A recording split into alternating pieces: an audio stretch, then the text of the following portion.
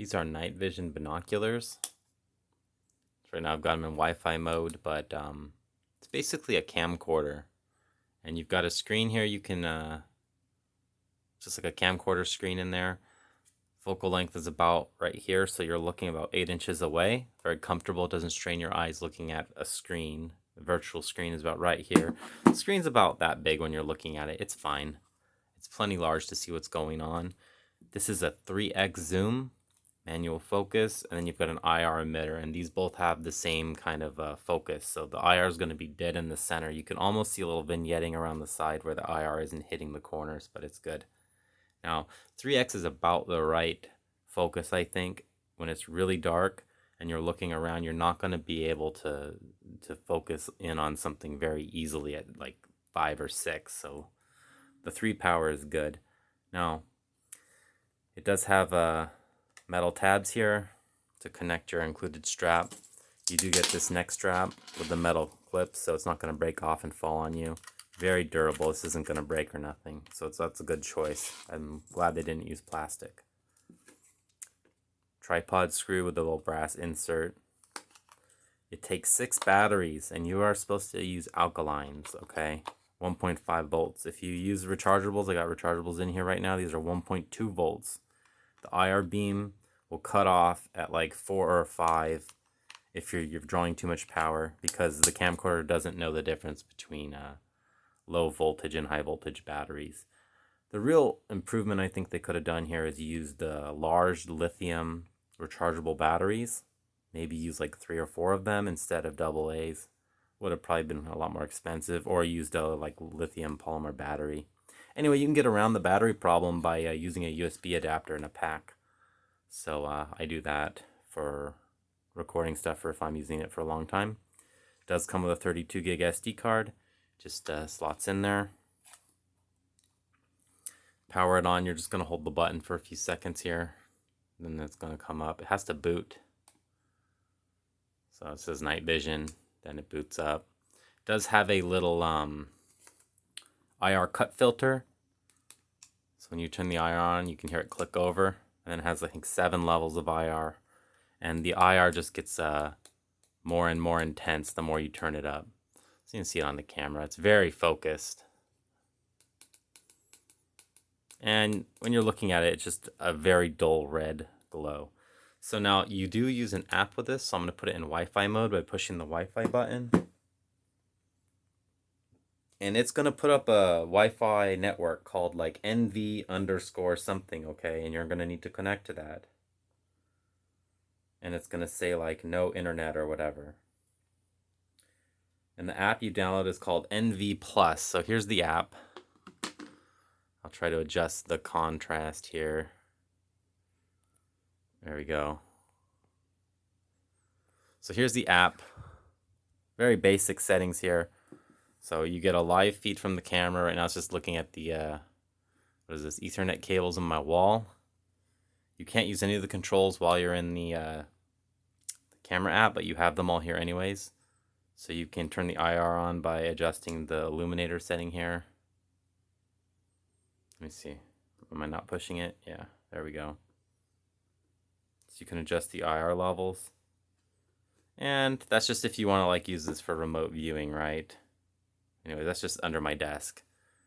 And the focus is plenty good. Now you can go ahead and view the saved files.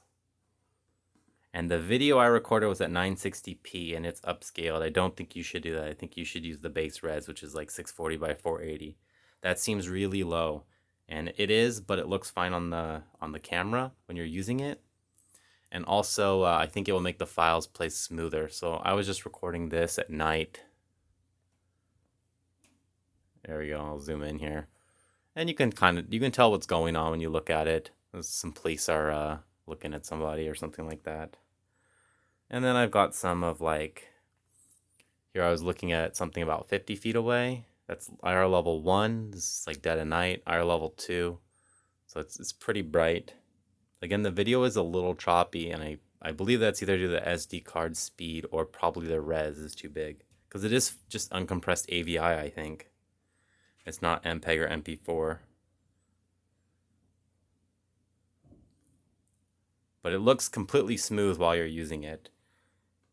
I'm going to try more using lower res and it should be fine. So it would be nice to see higher res from the camera, but I think it's fair that the camera is fairly low res because it allows for better night viewing. Anyways, here's the app, and you've got very basic settings that are also in the camera. You can change the video res, so I'm going to change it to VGA. It's going to be a lot smoother. The night vision sensitivity, I haven't figured out what that does because I manually control the IR anyways. Image resolution is for when you're saving stuff. Auto turn off, change the language. Time calibration, you can set up the time if it's wrong, if you want to imprint the video.